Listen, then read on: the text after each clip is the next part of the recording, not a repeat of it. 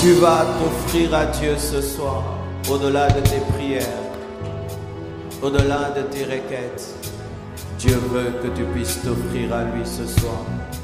Ton corps, ton âme, ton esprit. Prions au nom de Jésus.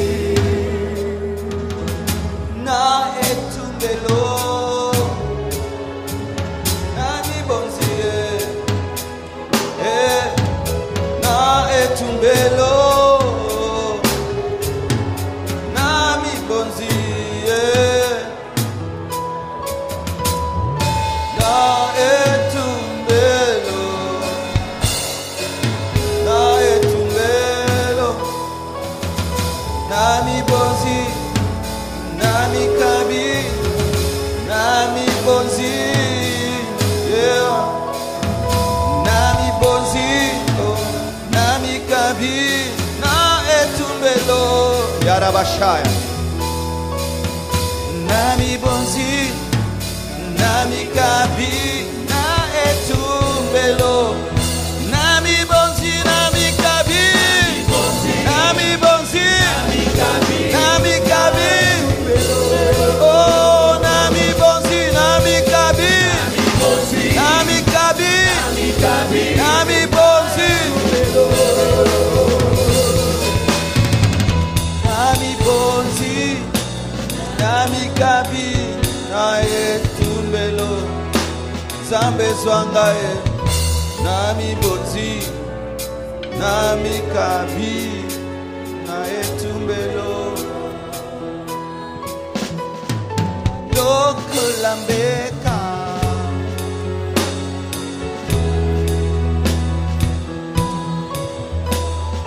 lokulambeka.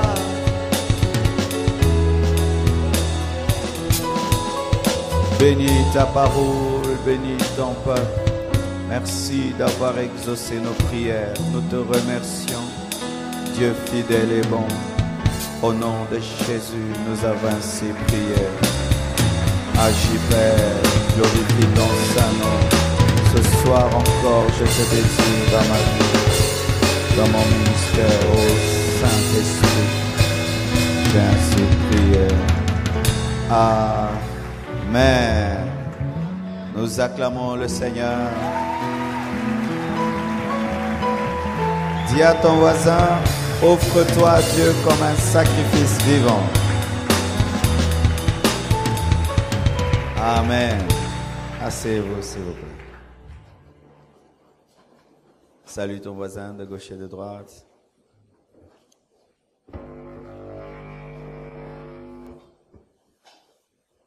Amen. Je vous salue au nom de Jésus. Je salue nos frères qui nous suivent sur Periscope et sur Facebook. J'espère qu'aujourd'hui il y aura un bon son. Amen. On a fait de notre mieux. Aujourd'hui, c'est notre culte d'études bibliques. Amen. Et ces derniers temps, nous sommes en train de parler des sujets tournant autour du salut. Car des fois à l'église, nous parlons de tout, sauf de l'essentiel. L'essentiel qui est l'œuvre de la croix. Amen. Ce qui est important, c'est ce que Jésus a fait pour toi. Amen. C'est ça qui est plus important. Dis à ton voisin la rédemption. À celui de gauche, la rédemption. À celui de droite, la rédemption. Nous sommes debout, nous allons lire quelques versets.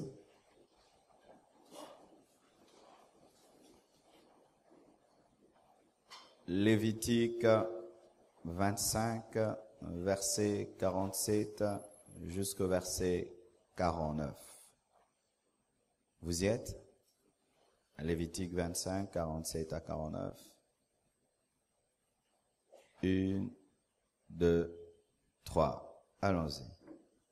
Si un étranger, si celui qui demeure chez toi devient riche et que ton frère devienne pauvre près de lui et se vende à l'étranger qui demeure chez toi ou à quelqu'un de la famille de l'étranger, il aura pour lui le droit de rachat après qu'il se sera vendu. Un de ses frères pourra le racheter. Son oncle ou le fils de son oncle ou l'un de ses proches, retenez proches, parents, pourra le racheter, ou bien s'il en a les ressources, il se rachètera lui. La Bible, il faut la lire lent, toujours lent. Amen. Ne lis jamais la Bible vite. Tout ce qu'on vient de dire là est très déterminant dans le message de ce soir. On appelle cela la loi du Goël. Dis Goël. Goël, c'est un proche parent rédempteur. Dis proche parent rédempteur. C'est ça, Goël, proche parent rédempteur. Romains 3, verset 23. Romains 3, verset 23, nous sommes dans le Nouveau Testament. Vous y êtes? 1, 2, 3. Car tous ont péché et sont privés de la gloire de Dieu, et ils sont gratuitement justifiés par sa grâce, par le moyen de la rédemption qui est en Jésus-Christ. La rédemption n'est qu'en Jésus-Christ. Romains 8, verset 23. Romains 8, verset 23, vous y êtes.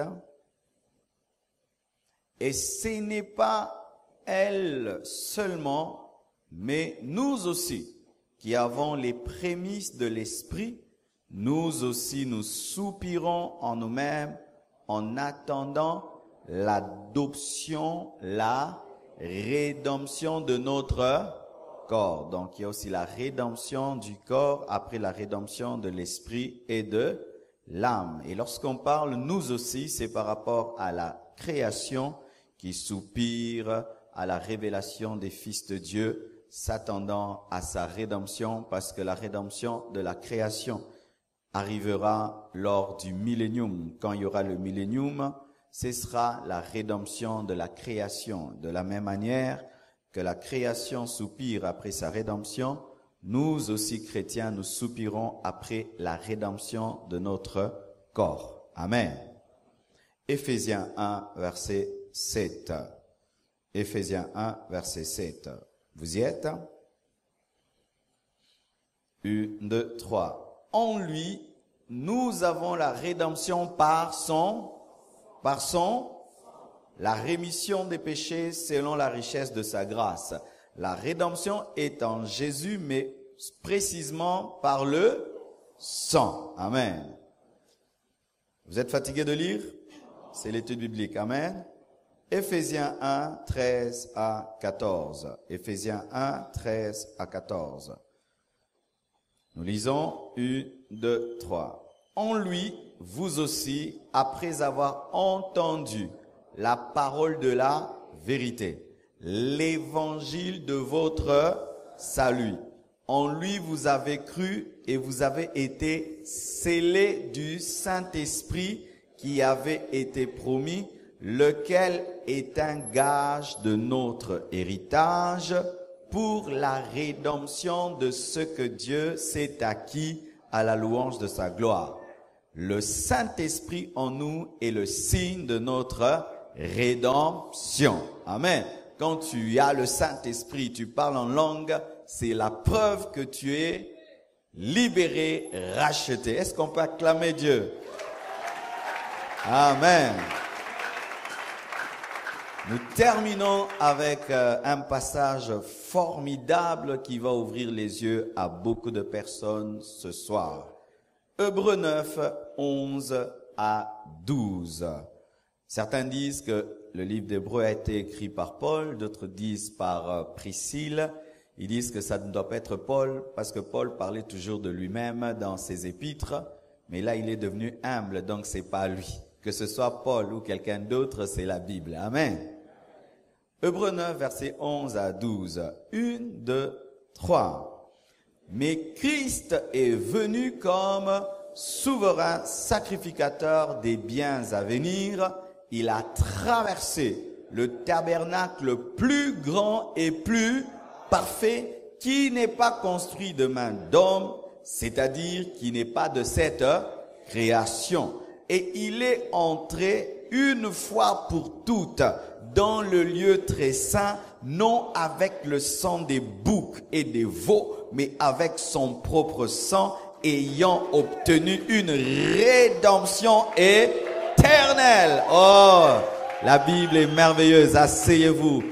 Il n'y a pas un livre qui dépasse la Bible. Amen.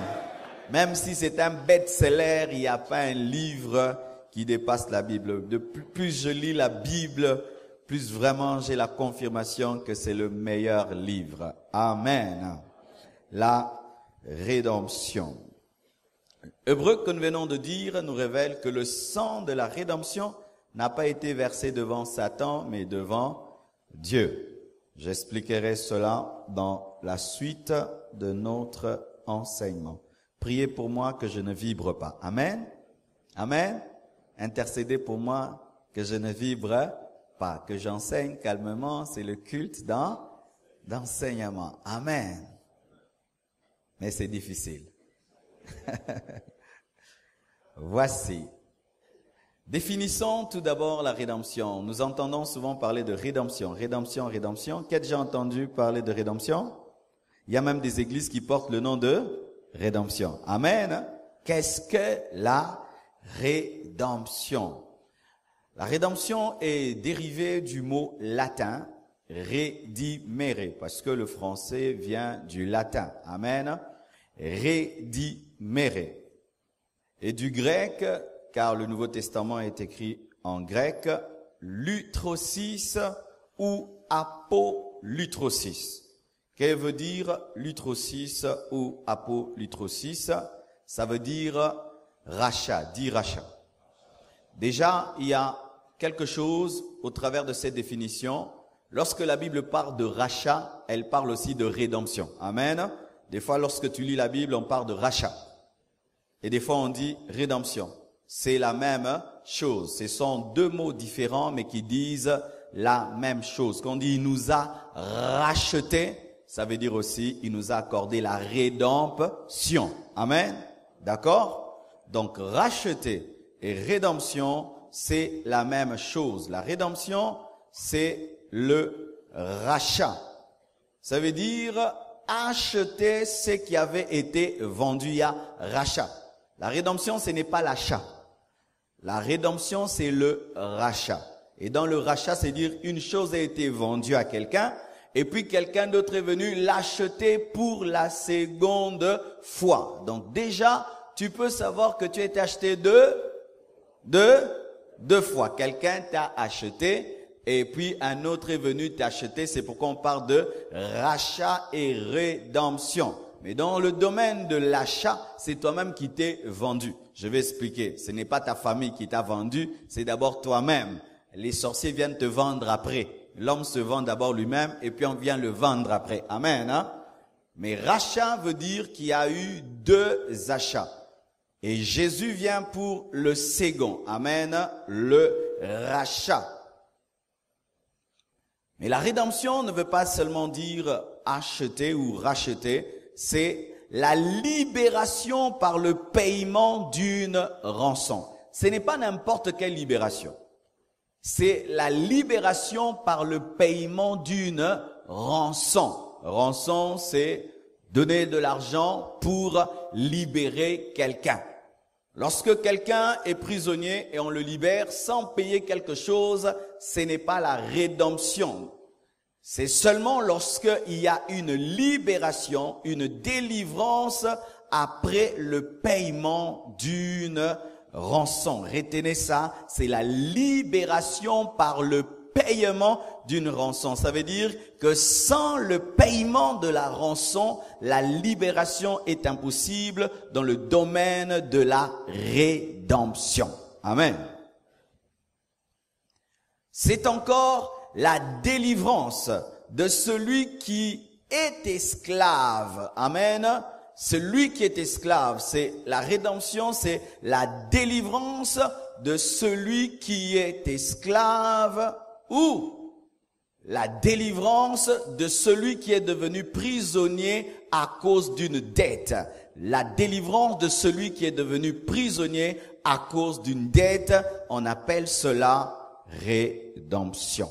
Amen. Vous avez saisi la définition? Le rachat, la délivrance de celui qui était prisonnier à cause d'une dette, acheter deux fois le paiement d'une rançon pour la libération d'un prisonnier. Voilà. Chaque fois que Dieu veut faire une chose, Dieu travaille toujours avec des ombres. Dieu est un grand pédagogue. Avant de manifester quelque chose, il manifeste d'abord son ombre et puis il montre la réalité parce qu'il aimerait que l'homme puisse comprendre. C'est ce qu'on fait aussi à l'école maternelle. On ne commence pas directement avec des équations compliquées, x, z, cosinus, sinus, mais c'est 2 pains plus 4 pains, ça fait 6 pains, 2 pommes plus 3 pommes, ça fait 5 pommes. Et Dieu aussi, avant de manifester la rédemption dans sa plénitude, a commencé par enseigner la rédemption depuis Genèse jusqu'en Malachie pour en parler dans le Nouveau Testament. Il y a quelqu'un qui déjà, je ne dis pas trop dans l'Ancien Testament, dans le sens qu'il était sous l'alliance mosaïque, mais Job, on nous parle de lui dans l'Ancien Testament, mais sachez que le livre de Job a existé même avant le livre de Genèse. Amen. Avant Genèse, avant Exode, il y avait déjà le livre de Job. C'est pourquoi la Bible, tu ne dois pas la lire comme on lit un parchemin, parce qu'il y a certains passages qui sont, certains livres qui sont au milieu, mais qui sont au début, d'autres qui sont au début, qui sont à la fin. Il y a certaines choses dont on parle dans le Nouveau Testament, plutôt dans l'Évangile, qui s'accomplit précisément dans Apocalypse. Il y a d'autres qui sont dans Apocalypse, qui s'accomplissent même avant Genèse. Alléluia. Et voilà. Job dit quelque chose. Il dit, mon Rédempteur se lèvera le dernier. Mais là, il n'y avait même pas Jésus-Christ, il n'y avait même pas de sauveur, il n'y avait même pas la loi du Goël, parce que la loi du Goël est venue avec Moïse dans Lévitique, mais il parle déjà de Rédempteur. Quelle dimension de révélation. Amen. Hein? Quelle dimension de révélation où il dit « Mon Rédempteur se lèvera le dernier sur la terre », alors qu'il n'y avait même pas de prophétie sur la mort de Jésus-Christ. Amen. Car la prophétie sur la venue de Jésus-Christ a commencé dans Genèse, lorsque la Bible dit au serpent « La postérité de la femme t'écrasera la tête et toi tu lui mordras le talon ». Mais Job déjà prophétise qu'un Rédempteur viendra. Ça, c'est formidable. Donc Job n'était pas seulement un homme qui craignait Dieu, c'était aussi un prophète. Amen. Job était un prophète de Dieu, car il a pu parler de l'œuvre de la croix alors même qu'il n'y avait pas de prophétie sur la descendance d'Abraham. Vous comprenez ce que je dis? Alléluia. Job dit, dans Job 19, verset 5, pour ceux qui ne connaissent pas le verset, « Mais je sais que mon Rédempteur est vivant et qu'il se lèvera le dernier sur la terre. » Il y a encore une autre ombre de la rédemption dans la Bible, c'est la délivrance de Lot par Abraham. Abraham avait un neveu qui s'appelait Lot. Dieu appelle Abraham à quitter sa patrie et il sort avec son neveu sans la permission de Dieu. Et tant que Lot était à côté d'Abraham, la promesse de Dieu ne s'accomplissait pas parce qu'Abraham était appelé malgré sa vieillesse à engendrer un fils dans sa vieillesse. Mais tant que Lot était là, Abraham n'avait pas d'enfant. Et la Bible nous dit que Dieu a permis, parce que lorsque tu ne comprends pas que tu dois te séparer d'une personne, Dieu crée des problèmes. Et Dieu a permis que leur richesse et leur abondance puissent faire que leurs travailleurs puissent commencer à se chamailler. C'est alors qu'Abraham dira à Lot, son neveu, de se séparer. Lot ira dans la plaine à côté de Sodome et Gomorrhe, et dans les années qui ont suivi, il y a eu une guerre et Lot s'est retrouvé dans cette guerre qui avait frappé Sodome et Gomorrhe et il avait été amené prisonnier, esclave. C'est alors qu'on le dira à Abraham. Abraham va armer ses meilleurs soldats, ses meilleurs militaires pour aller combattre afin de libérer Lot. Amen. Il était le proche parent. Amen. Il est allé combattre pour Lot et il l'a libéré. Et lorsqu'il libère Lot, écoutez la parole du roi de Sodome, il lui dit, donne-moi, prends les biens, donne-moi les hommes. Et Lot et Abraham refusent. Il lui donne les biens, il lui donne le butin, la rançon, et il libère Lot. Amen. La délivrance de Lot par Abraham est une ombre de l'œuvre de la croix. Ce qui fait que dans ce contexte, c'est Abraham qui est le type de Christ. Amen. Car Jésus-Christ dans la Bible se révèle par des types, Il y a des hommes qui se sont comportés dans l'Ancien Testament comme étant des types de Christ, comme étant des personnes qui devaient révéler au monde ce que le Fils de Dieu devait faire. Et la délivrance de Lot est une ombre de la rédemption parce que Lot a été libéré par son proche parent qui a payé une rançon, refusant le butin et ne prenant que les hommes. Amen. Amen. Voilà encore une autre image, une autre ombre plus précise de la rédemption. C'est la sortie d'Israël de l'esclavage. Dieu a dit à Abraham que ta postérité sera pendant 400 ans esclave. Et la Bible nous dit qu'ils se sont retrouvés esclaves. C'est terrible. La Bible s'accomplit lorsque même tu ne le penses pas. Jacob et ses fils sont affamés et alors ils vont chercher la nourriture en Égypte. Pour eux, ils ne sont pas allés pour accomplir la prophétie d'Abraham. Ils sont allés pour chercher la nourriture. Et Dieu élève Joseph en Égypte, qui reçoit très bien ses frères, qui reçoit très bien son père et qui les met à Goshen. Et tout va bien pour eux jusqu'à ce que le pharaon qui connaissait Joseph meurt. Et lorsqu'est venu l'autre pharaon qui ne connaissait pas Joseph, il a commencé à maltraiter Israël. C'est alors que la prophétie que Dieu avait donnée à Abraham, que ta postérité fera 400 ans d'esclavage dans une nation étrangère, a commencé à s'accomplir.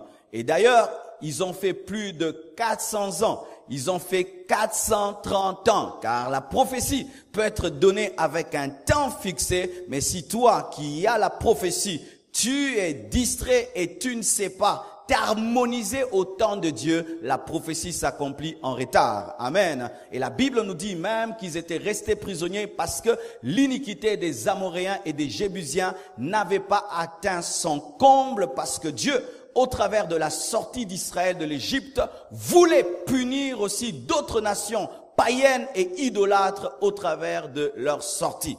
Alléluia. Alors la Bible nous dit que Dieu suscite Moïse. Moïse est né dans la maison et a grandi dans la maison de Pharaon. Il a fait 40 ans dans le désert. Il est revenu afin de libérer le peuple. Il a fait beaucoup de miracles. Il a changé l'eau en sang. Il a changé la lumière en ténèbres. Il a prié, des sauterelles sont venues, des poux sont venus. Tellement de choses sont arrivées, mais rien n'a pu libérer Israël. Dis à ton voisin, rien n'a pu libérer Israël. Ils étaient esclaves. Amen. Esclaves. Ils se sont vendus que pour la nourriture. Ils sont allés chercher la nourriture et voilà qu'ils se retrouvent esclaves. C'est alors que Dieu dit qu'il va frapper les premiers-nés en Égypte, tous les premiers-nés, même les premiers-nés en Israël, sauf si on met sur les portes, le linteau des portes, le sang d'un agneau. Israël avait la révélation pour protéger les premiers-nés, mais les Égyptiens ne l'avaient pas. Et Israël a mis le sang. Et je vous assure, si un seul juif avait osé désobéir, même si son enfant était juif, son enfant allait mourir. Amen. Car lorsque Dieu donne la révélation, il cesse de te protéger. C'est la révélation qui te protège. Amen. Ne cherche jamais une protection au-delà de la révélation. Si Dieu te dit ne fais pas, ne fais pas. Ne dis pas Dieu protège-moi. Il t'a déjà protégé par la révélation. Et ton premier-né ne sera protégé que par le sang. Il ne sera pas protégé par la clôture. Alléluia. Et voilà maintenant qu'ils mettent le sang sur le linteau. L'ange de la mort passe et il tue tous les premiers-nés en Égypte, même dans la maison de Pharaon, mais aucun fils aîné, même les fils aînés d'un chien juif n'est pas mort. Alléluia. C'est alors que Pharaon prit de terreur. Vois ce Dieu puissant, capable de sélectionner et de tuer même les premiers-nés du Pharaon, décide de le laisser aller.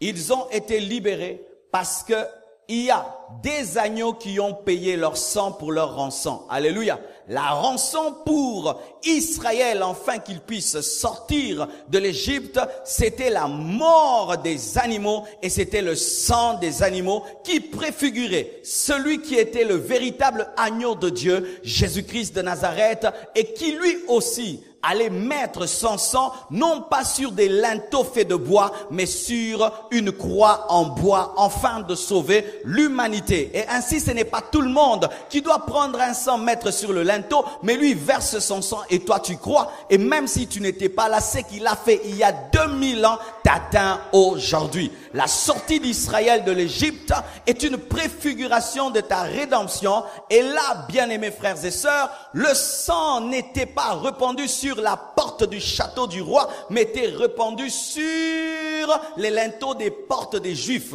Ce qui fait que je contredis et je ne crois pas que le sang de Jésus-Christ ait été versé au diable pour que nous soyons libérés, parce que le sang n'a pas coulé, alléluia, sur les linteaux des portes du Pharaon pour qu'Israël soit libéré, mais c'était sur les linteaux des portes des Juifs, et cela a eu des répercussions dans le camp de Pharaon. C'est pourquoi lorsque les gens disent que Jésus-Christ nous a rachetés et on pense qu'il est allé faire une transaction avec le diable, il n'a pas le temps de faire une transaction avec le diable. Le diable est trop petit. Ah, j'ai commencé à vibrer. Tu n'as pas intercédé pour moi. Alléluia. Le diable est trop petit pour que Dieu puisse traiter avec lui. Je vais t'expliquer en soi pourquoi est-ce que Dieu n'a pas traité avec le diable à la fin. Alléluia. Lorsque tu parles de la Pâque juive est une préfiguration de ta rédemption, car Jésus-Christ est le véritable agneau sans tache. Alléluia. Immolé pour nous. Amen. Voilà encore une autre ombre de la rédemption dans la Bible, la culture du Goël. En Israël, il pouvait arriver qu'un juif, ayant faim et étant devenu pauvre, puisse aller auprès d'un étranger riche et se faire esclave. Il dit, je veux travailler pour toi et j'ai rien, je deviens seulement ton serviteur. Mais lorsqu'il pouvait devenir le serviteur d'un étranger riche, il y avait une loi qui permettait sa libération. Voici, il était permis à son oncle, au fils de son oncle ou à un proche parent riche d'aller auprès de cet étranger, de lui payer l'argent afin de libérer le juif. Et la Bible dit, si celui qui est devenu esclave a les ressources, il pouvait lui-même se racheter. Mais la plupart des temps, c'était un proche parent, donc un membre de la famille qui usait de son droit de rachat qu'on appelle le Goël. Amen. Afin de libérer son frère. Amen. Voilà. Naomi a une belle-sœur qui s'appelle qui? Ruth. Ruth est Moabite. Vous savez d'où sont venus les Moabites? Les Moabites sont une nation maudite parce qu'ils proviennent des relations incestueuses de Lot avec ses filles. Lorsque Lot et ses filles sont sortis de Sodome et Gomorrhe, les filles ont dit, il n'y a point d'homme autour de nous. Enivrons notre père et couchons avec lui afin de lui donner une descendance. Et ces deux filles ont fait cela. C'est ainsi que sont nés les Moabites et les Ammonites, des peuples de malédiction parce qu'ils sont nés de l'inceste. Et si tu es dans les Kinchuiri, il faut sortir de là, tu auras des Ammonites et des Moabites. Alléluia. Alors Naomi rentre avec Ruth en Israël, mais pauvre, sans rien du tout, alors qu'elle était la femme d'un homme riche. Et lorsqu'elle rentre, elle demande à sa belle-fille de travailler dans un champ, et c'était le champ de Boaz, qui était un homme riche. Et la Bible nous dit que Naomi donne des stratégies même à Ruth pour que Boaz l'épouse. Ruth va dormir aux pieds de Boaz. Et on découvre par la suite que Boaz était un proche parent de, pas Ruth, mais un proche parent de Naomi. Et ainsi, Ruth est connectée à Boaz par Naomi parce qu'elle est la belle-fille de celui qui est de la famille de Boaz. Et Boaz aime Ruth et veut exercer le droit du Goël, du rachat sur elle, mais il dit, je ne peux pas le faire parce que avant moi, il y a quelqu'un qui est plus proche de Naomi qui doit le faire. Si lui ne le fait pas aujourd'hui, moi je le ferai. Pourquoi? Le principe, c'est que le plus proche est le plus puissant. Alléluia. C'est pourquoi je bénis Dieu parce que Jésus n'a pas de grands frères. Tu comprendras après. C'est alors que Boaz use de son droit, parce que celui qui avait le droit ne l'avait pas fait. Boaz avait un droit, mais après lui, il use de ce droit. C'est alors qu'il libère Ruth et il l'épouse.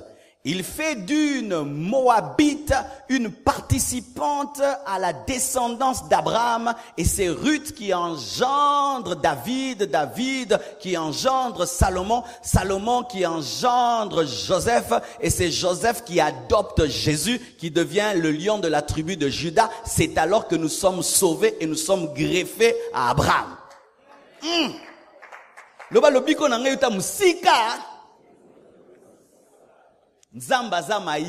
Amen. Hein? Bien aimé, plus tu comprendras Dieu, plus tu seras calme. Même quand les choses s'agitent autour de toi, il est trop intelligent. Il est vraiment le maître des temps et des circonstances. Qu'est-ce qui avait poussé Ruth à aller seulement dans le champ de Boaz? Dis la destinée. La destinée te conduit sans que tu saches là où tu dois être. Oui, la destinée te conduit sans que tu saches là où tu dois être. C'est pourquoi avant de vous lever et de sortir, priez toujours le Dieu de la destinée, car il peut te dire ne traverse pas. Pendant que tu ne traverses pas, tu rencontres quelqu'un qui cherchait quelqu'un comme toi pour l'engager. Mais si tu étais entré dans le taxi, tu allais rater. Alléluia. Ruth tombe dans le champ d'un proche parent qui finit par lui accorder le rachat, la rédemption, le mariage et le droit d'être citoyenne. Alléluia. Bien-aimés frères et sœurs, tout ça, ce sont des ombres.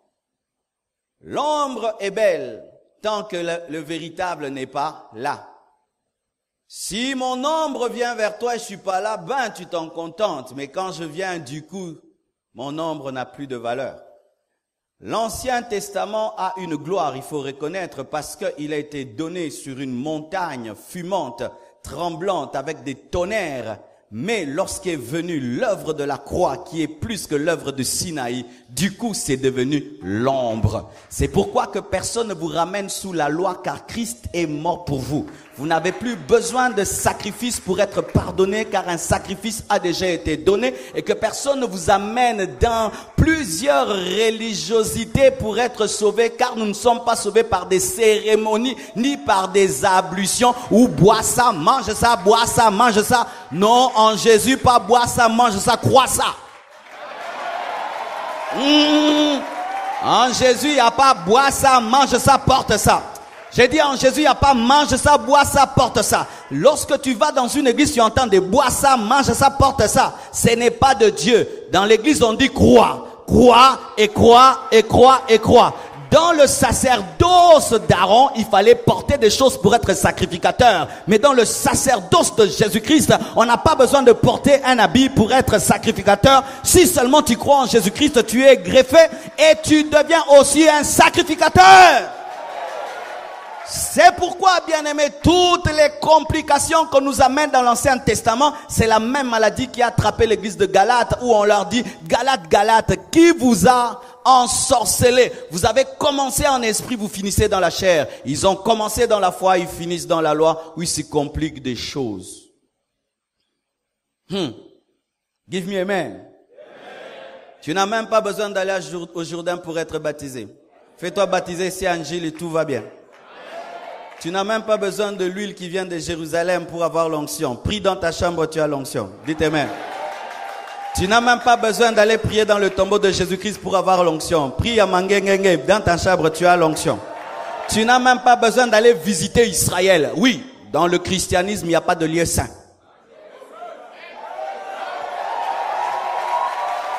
Oui. Ah, je vais vibrer, laissez-moi. Amen. Bien-aimés frères et sœurs, les musulmans ont leur lieu saint, la Kaaba, les kimbanguistes ont quoi? Kamba, Kaba, Kamba. Ils ont rimé, hein? Alléluia. Mais nous, on n'a pas de lieu saint. Le lieu saint, c'est mon cœur. C'est mon cœur. C'est mon esprit. C'est là qu'habite le Saint-Esprit. Bien-aimé, j'aimerais vraiment te dire la vérité. Entre un voyage en Israël et prendre cet argent, ajouter à l'achat parcelle, je préfère acheter une parcelle au Congo pour le temple de Dieu qu'aller en Israël. Oh, je reviens d'Israël. Et ça, nini. Même Jésus n'est même plus en Israël. Il est partout dans le monde entier. Là où il y a 2 ou 3 personnes qui s'assemblent en son nom, il est là. Alléluia. Que personne ne vienne vous tromper. Il faut aller en Israël, il faut aller... Non, je préfère lire la Bible, connaître Dieu en profondeur. Et si je vais en Israël, je vais en tourisme. Je vais seulement en tourisme, point. Comme ça, quand je prêche, je parle de ce que j'ai quand même vu, mais ça ne me change pas. La révélation des Écritures est plus qu'un voyage en Israël. Des gens qui n'ont pas de Bible, mais qui voyagent en Israël. On vous bouffe l'argent. On vous bouffe. D'ailleurs, eux-mêmes ne croient pas en Jésus, mais ils bouffent l'argent derrière le christianisme. Ils ne croient pas en Jésus, mais ils font le tombeau des baptistes, le tombeau des chrétiens. Vous savez ça? En Israël, il y a la tombe pour les gens du réveil, la tombe pour de Jésus. Il y a 3 tombes. Et tout le monde, quand il entre dans leur tombe, il prie. Oh, Jésus dit. Business. On vous vend de l'eau du Jourdain. Des fois même, on a puisé dans un robinet, on vous vend. Oh, l'eau du Jourdain. Nous sommes sous la grâce. Nous sommes sous la. Dis, nous sommes sous la. Alléluia. Nous n'avons pas besoin de cérémonie pour être sauvés. Nous n'avons pas besoin de cérémonie pour être sauvés. Pourquoi? L'ombre est passée. Maintenant, c'est par la foi dans un sacrifice que tu n'as jamais vu. Celui qui mettait le sang sur le linteau voyait le sang. Mais toi, tu crois en un sang que tu n'as jamais vu. Hey, si tu cherches à Golgotha, il n'y a pas de sang. Ça a disparu. Mais toi, tu crois que le sang qui a coulé là t'a sauvé. C'est ça, bien aimé, la révélation. Alléluia. Voilà. La réalité est en Jésus. Jésus est le Rédempteur qui s'élèvera le dernier. Job, tu avais raison. Il n'allait pas venir en ton temps. Job, tu avais raison. Il n'allait pas venir au temps d'Abraham. Job, tu avais raison. Il n'allait pas venir au temps de David. Job, tu avais raison. Il n'allait pas venir au temps d'Élie. Job, tu avais raison. Il n'allait pas venir au temps d'Élisée. Job, tu avais raison. Il allait venir en notre temps, au temps de la fin. Job avait raison que le Rédempteur s'élèvera le dernier. Pas seulement pour le guérir de sa maladie et lui rendre son argent. Plus que cela, car ce qu'il disait n'appartenait pas qu'à sa petite vie. C'était une prophétie pour l'humanité. Jésus est l'agneau pascal véritable qui nous délivre pas de l'Égypte, mais qui nous délivre du péché, qui nous délivre de la mort, qui nous délivre de Satan, qui nous délivre des démons. J'ai cru que tu allais dire Amen. Si l'agneau pascal au temps d'Israël les avait libérés d'une nation, l'agneau véritable Jésus-Christ te délivre de plus que cela, de plus qu'un pharaon. Il te délivre de Satan, il te délivre de Belzéboul, il te délivre des lois démoniaques, il te délivre du péché, il te délivre de la nature adamique, il te délivre de la mort. Je dis, il te délivre de la mort, il te délivre de la mort, il te délivre de la mort.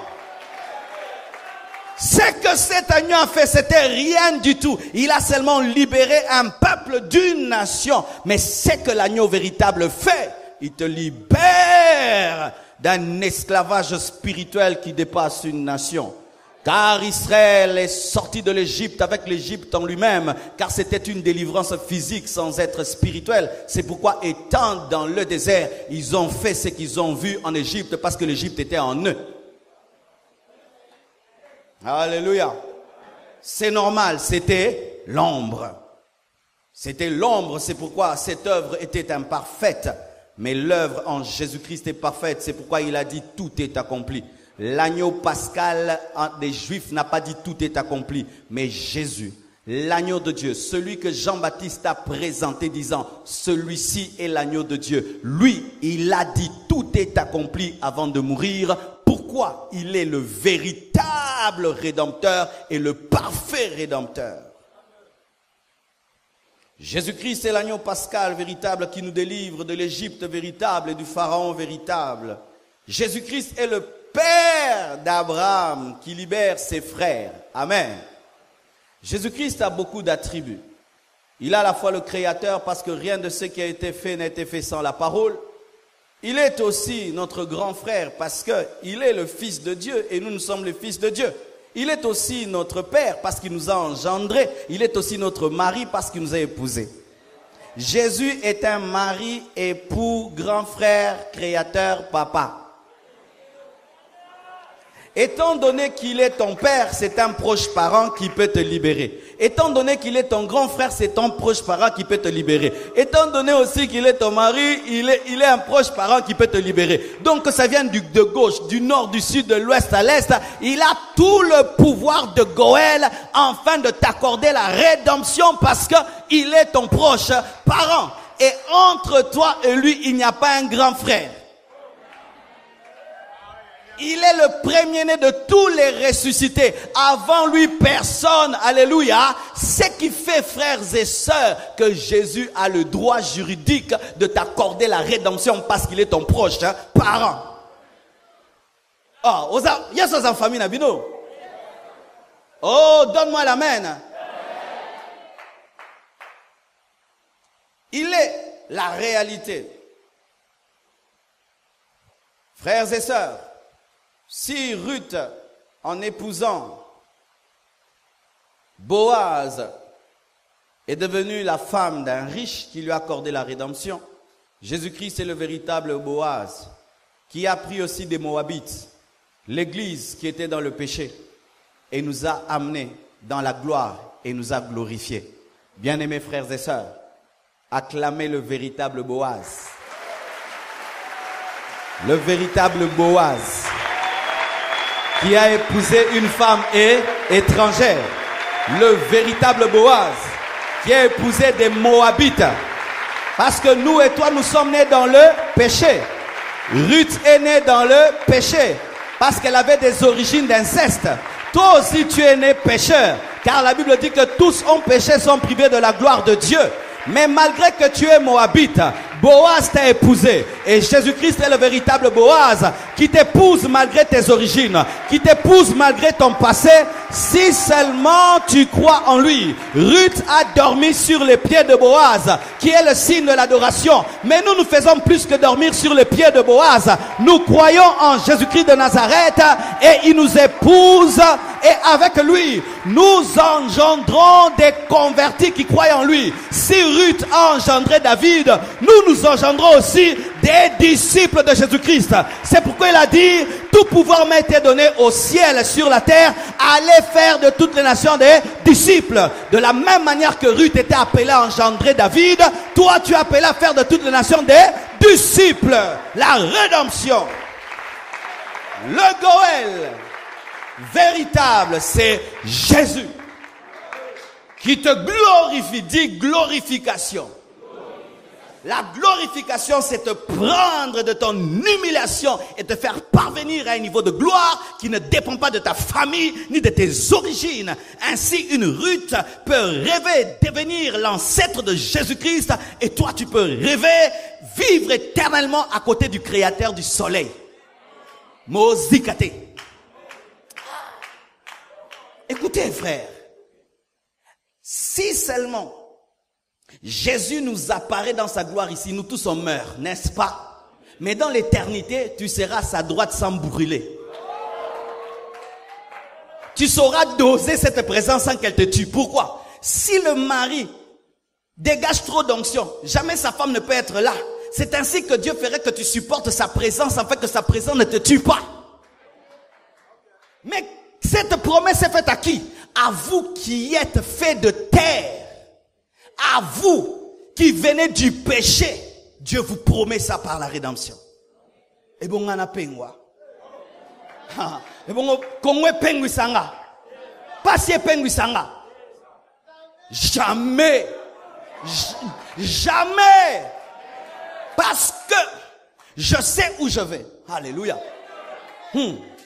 Lorsque Ruth épousait Boaz, elle avait seulement la joie de sortir de l'esclavage, de sortir de ce travail monotone. Mais elle ne voyait pas qu'elle allait engendrer David et engendrer le Messie. Mais toi, tu as la grâce de voir ce que tu vas engendrer. Car lorsque tu lis l'Apocalypse, c'est ça ton futur. J'ai vu l'épouse, alléluia, avec une robe blanche, alléluia. Il est déjà révélé ce que tu seras, mais Ruth ne savait pas ce qu'elle sera. Mais malgré qu'elle ne savait pas, elle a cru aux paroles de Naomi. Toi aussi écoute les prédicateurs, écoute le Saint-Esprit qui est en train de te dire que ce mariage que tu as fait avec Jésus-Christ est merveilleux. De la même manière que Ruth a écouté sa belle-mère, toi tu as plus qu'une belle-mère, tu as le Saint-Esprit et tu as des prédicateurs remplis de l'Esprit qui te prêchent la vérité. Écoute. Alléluia. Oh, gloire à Dieu. La Bible, c'est le meilleur livre du monde. Amen. Oh, gloire à Dieu. Voici. Frères et sœurs, quand j'ai dit nous sommes libérés du péché, on a dit amen, mais c'est très profond. Le péché. J'ai pas dit les péchés, j'ai dit le péché. Le péché est différent des péchés. Le péché au singulier est différent du péché au pluriel. Le péché au singulier n'est pas une œuvre, c'est une nature. Le péché au pluriel, ce sont des actions. Mais c'est le péché au singulier nature qui engendre les péchés œuvres.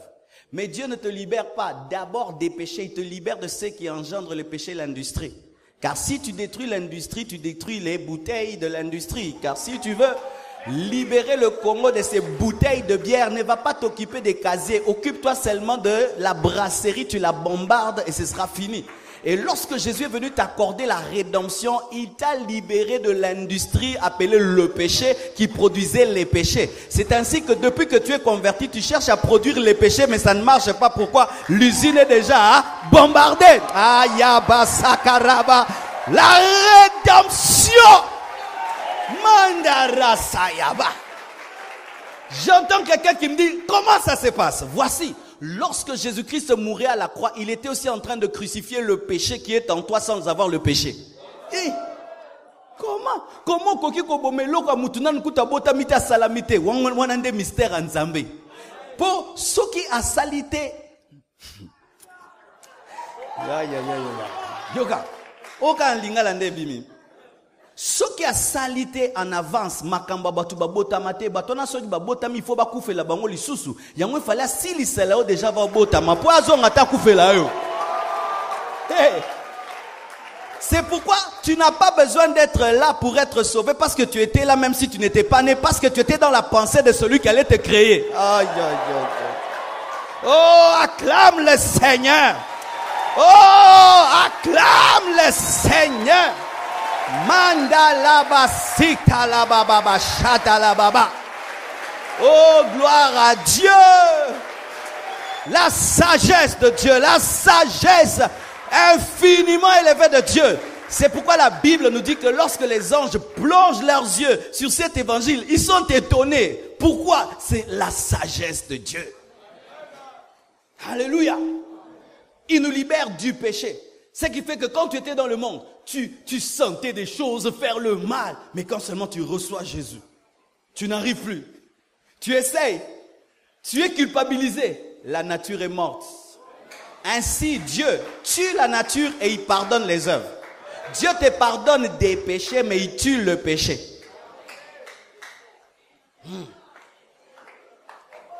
Le Goël, Jésus-Christ te libère du péché, mais il te libère aussi de la loi. Quand on dit la loi, souvent les Congolais ils aiment dire la loi établie. C'est nous qui ajoutons toujours des choses. La loi établie. La loi. La loi de Dieu est bonne. Mais une loi bonne donnée à des mauvaises personnes devient une servitude. C'est comme si tu dis à un enfant qui fait pipi au lit, si tu fais pipi au lit, je te tue. Tu l'as tué. Parce que tu n'as pas réglé sa maladie, mais tu as mis une loi. Et Dieu a dit aux pécheurs ne pêche pas, mais n'a pas enlevé le péché. Il les a tués. Vous comprenez, je ne sais pas quand tu étais païen, quand tu lisais les 10 commandements.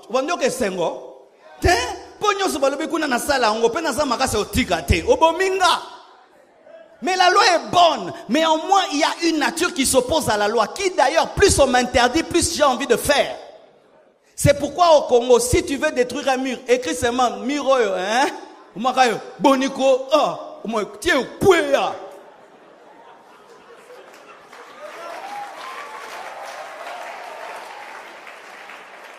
Pourquoi quand on écrit là-bas, c'est là où tout le monde part? Parce que dans l'homme, il y a quelque chose. L'interdit crée le désir. Si tu l'interdis, il va le faire. Mais moi, j'avais compris ça même avec les enfants. Tu les interdis une chose, ils vont faire. Maintenant, dis-leur, sautez sur les chaises. Ils vont plus sauter. Comme ça, tu as gagné. Maintenant, Dieu nous libère de la loi. Comment? Jésus-Christ est le seul humain qui a pu accomplir la loi. Et en accomplissant la loi, il a pris cette justice, il nous l'a donnée sans qu'on puisse poser des actes de justice. C'est ça qu'on appelle justification.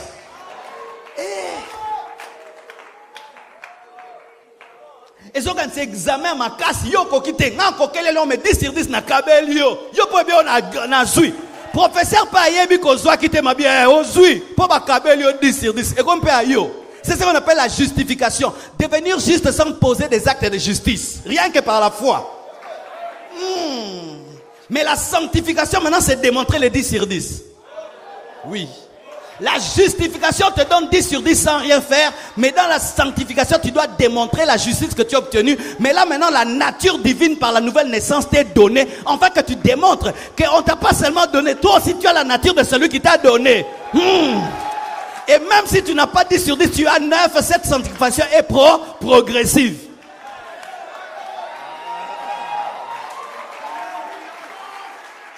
Alléluia. Alléluia.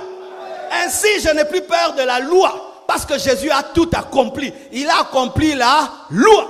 Il dit, je ne suis pas venu abolir, mais je suis venu à accomplir. Mais quand il accomplit pour moi. Libéré de la loi. Dis, je suis libéré de la loi. Je n'ai pas besoin des sangs de taureaux et de boucs. Je suis libéré de la loi. Oh, dis, je suis libéré de la loi. Tu sais que selon la loi, un étranger ne peut pas servir Dieu. Il faut être de la race de Lévite. Mais maintenant, Bandundu Musingombe, mais apôtre. Tu es libéré de la loi. Les infirmes dans l'Ancien Testament ne pouvaient pas servir Dieu. Mais même si tu as des infirmités, Dieu va t'utiliser puissamment.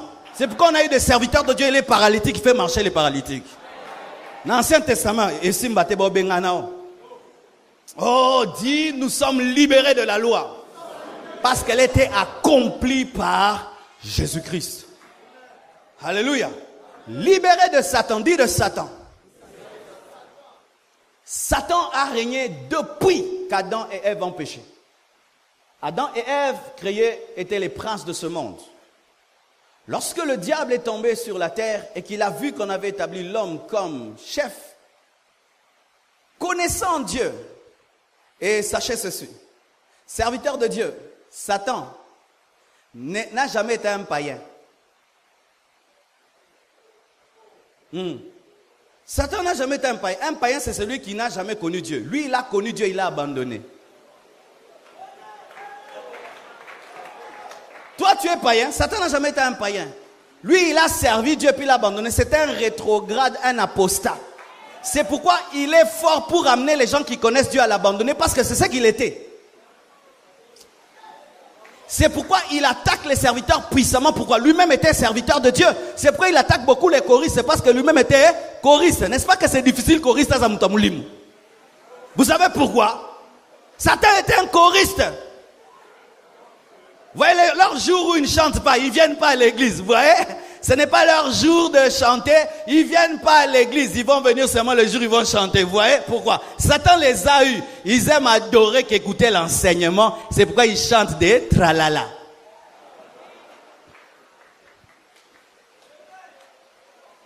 Satan maintenant savait que Dieu l'avait rejeté à cause du péché. Et il savait aussi que s'il amène l'homme à pécher, Dieu va le rejeter. Et il amène l'homme à pécher et Dieu rejette l'homme.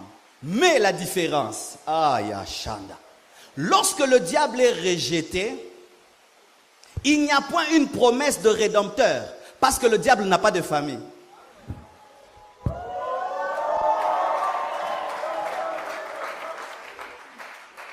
Oh God!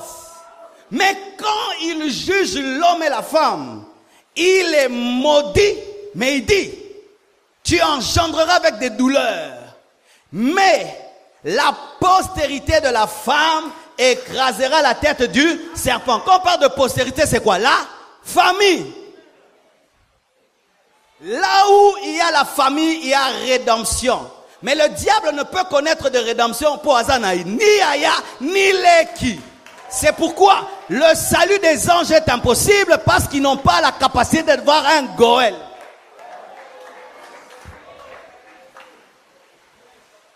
Alléluia.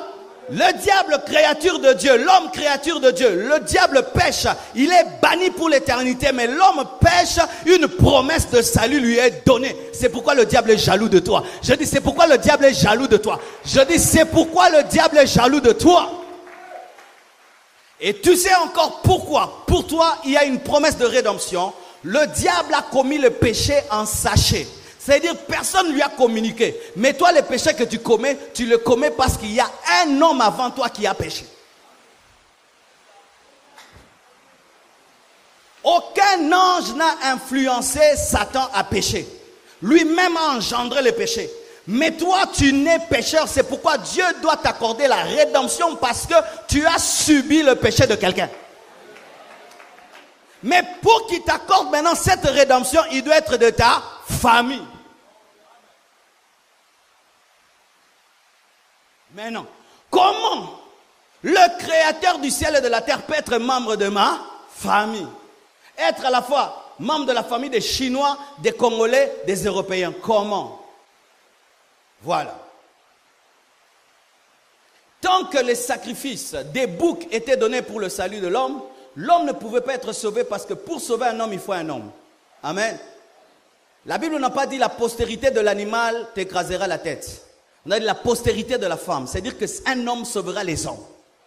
Alors tant que les animaux mouraient pour les hommes, même si c'était des animaux parfaits, les animaux parfaits ne peuvent sauver l'homme imparfait. Il faut un homme parfait pour sauver les hommes imparfaits. C'est pourquoi la Bible dit que la parole s'est faite chair. Alléluia. Lorsque Jésus s'est fait chair et qu'il est mort, les mains ouvertes, il avait dit, comment maintenant Jésus, qui est de la tribu de Juda, peut devenir mon frère? C'est seulement par la foi. Lorsque tu crois en Jésus, il vient directement dans ta vie comme un membre de ta famille et automatiquement, étant un Goël plein de ressources, il cherche qui t'a rendu prisonnier. Et il va vers Satan et il lui dit, libère mon frère, je suis de sa famille. Si, frères et sœurs, on ne peut garder dans une prison un homme qui a un membre de famille puissant, on ne peut garder un chrétien dans la prison de Satan parce qu'il a Jésus-Christ comme proche parent. Quand est-ce qu'un membre de la famille ayant un Goël puissant reste en prison? C'est lorsqu'il ne sait pas qu'on a déjà ouvert la porte, mais il reste dans la prison parce qu'il est habitué à la prison, mais la porte a déjà été ouverte et la dette a été payée. Ça veut dire quoi? Les chrétiens sont prisonniers du diable, non pas parce qu'ils ne sont pas délivrés, mais parce qu'ils ne savent pas qu'ils sont délivrés. Voilà. Tu dors la nuit et les démons viennent, ils t'encerclent, ils t'étouffent. Et toi, qu'est-ce que tu fais? Tu commences à pleurer. Quand tu pleures seulement, tu ne sais pas que tu as déjà connu la rédemption. Mais si tu te lèves, tu te fâches. Tu te fâches. Ezaba suka bosi makingo oyo na msibino mukolo bakozonga bakomona ngai ezaba suka.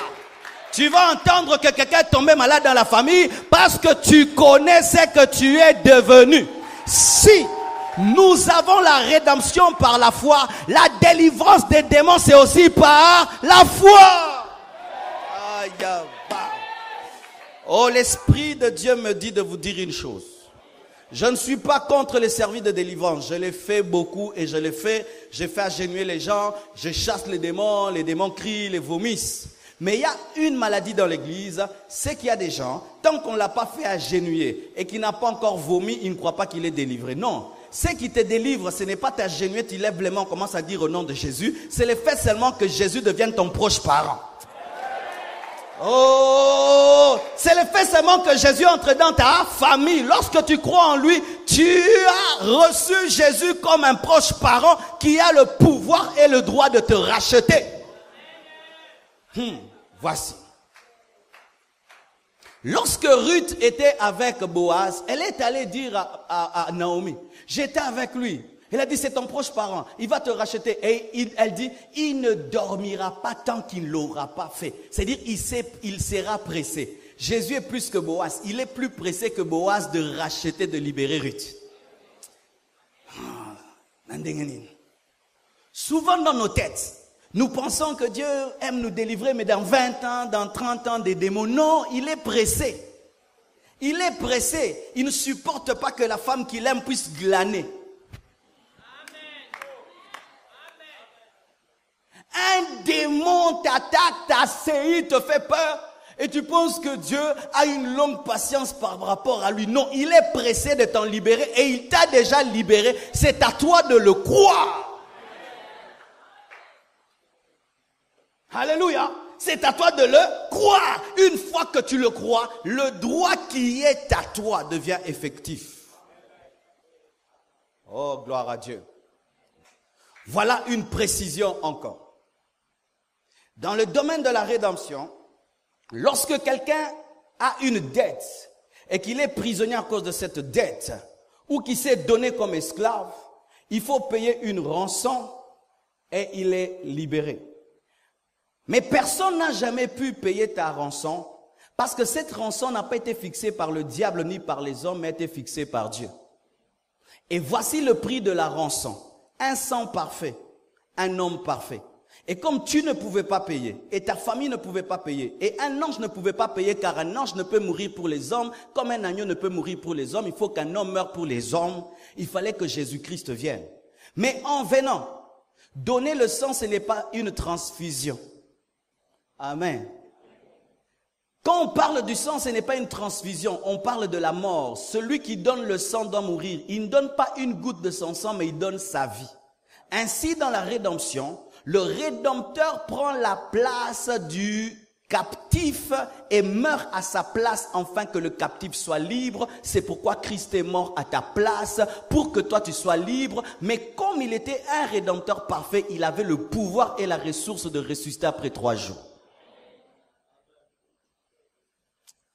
Tu as une dette, tu es prisonnier. Je ne paye pas que l'argent et je suis en dehors de la prison. Non, Jésus a fait plus que cela. Il est entré dans la prison, il est resté dans cette prison pour que toi tu sois libéré.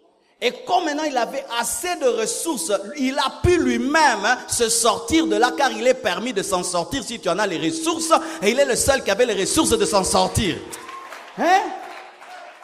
Car il est permis de s'en sortir si tu en as les ressources. Ainsi, il peut te libérer et se libérer. Oh, une pierre deux coups, la sagesse de Dieu. Il te libère en prenant ta place et en mourant à ta place, en versant son sang. Mais lui, il est différent des agneaux pascaux. Pascaux, hein? Pascaux. Lui, il peut ressusciter même si son sang est sur les linteaux. Aïe, aïe, aïe, aïe, aïe. Voilà à présent. On nous dit souvent, et même moi pendant un temps au début de ma foi, je croyais ça, que Jésus nous a rachetés auprès de Satan. Il y a même une chanson chrétienne, on dit, il nous a rachetés auprès de Satan. Tu entends ça, non?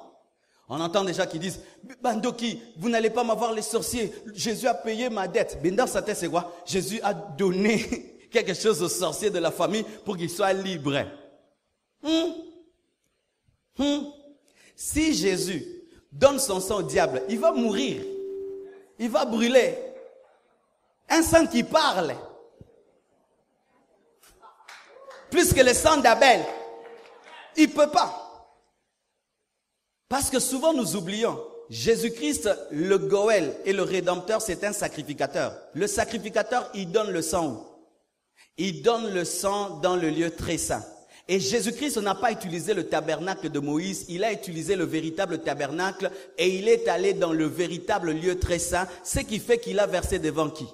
Le souverain sacrificateur au temps lévitique versait le sang devant la Shekinah, qui était une manifestation que de la gloire de Dieu, mais Jésus a versé devant le Père son propre sang, il n'a pas versé devant le diable. Mais comment maintenant? C'est Satan qui t'attaque, mais Jésus verse le sang devant le diable. Maintenant, pourquoi est-ce que Satan te libère? Vous comprenez, gars? Les juristes, ça n'a presque pas de sens, non? Satan te lie, et puis au lieu que Jésus vienne auprès de lui donner le prix de la rançon, non, lui va auprès du Père, et c'est là-bas qu'il verse son sang, mais toi tu es libéré. Vous savez pourquoi? Parce que Satan t'a lié, non pas sur base de sa loi, il t'a lié sur base de la loi de Dieu. À côté, il m'a kambaba tout.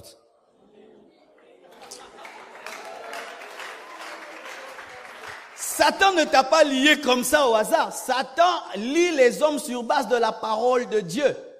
Il a dit à l'homme, tu ne toucheras pas à l'arbre de la connaissance du bien et du mal et tu mourras.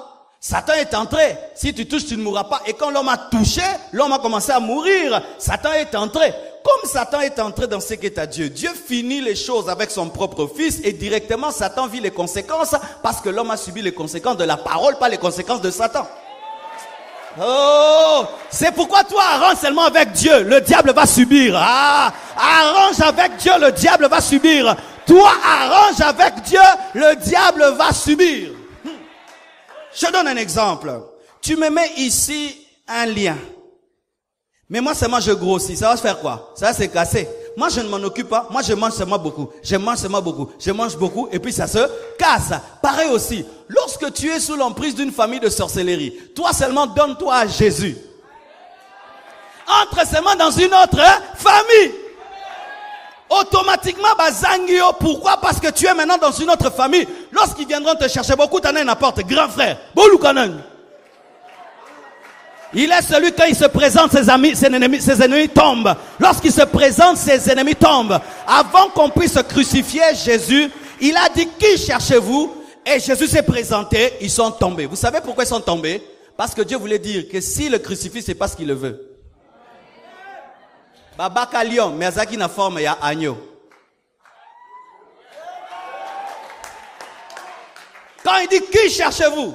Jésus-Christ l'a dit, c'est moi. C'était là le lion. Boum, il tombe. Mais il semble que si je reste lion, Pierre ne va pas être sauvé. Matthieu ne sera pas sauvé. Il prend la forme de l'agneau, on l'amène, et comme l'agneau ne parle pas, Pilate le questionne, il ne répond pas, parce qu'il devait mourir comme un agneau, mais revenir comme un lion. Mais maintenant, toi, c'est un agneau?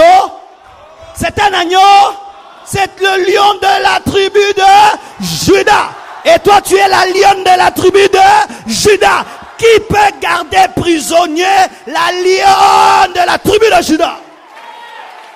Oh. C'est pourquoi lorsqu'un chrétien ignore ses droits, Dieu vraiment est en colère. Beba zo menaso leli. Beba olela. Nakobeta lobi. Yo peko. Ni no pese bebe ronte aboki obetanga.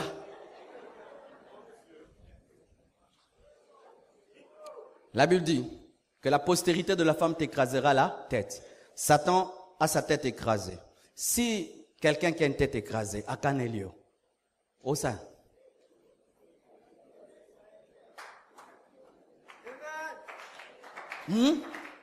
Quelqu'un qui a une tête écrasée, à Canio, Yombulo aussi, c'était au Koufa. Au Segato Segate. Au Toune, au Liangananini, Pomino Babuki, Pomino Zakote à Moutou.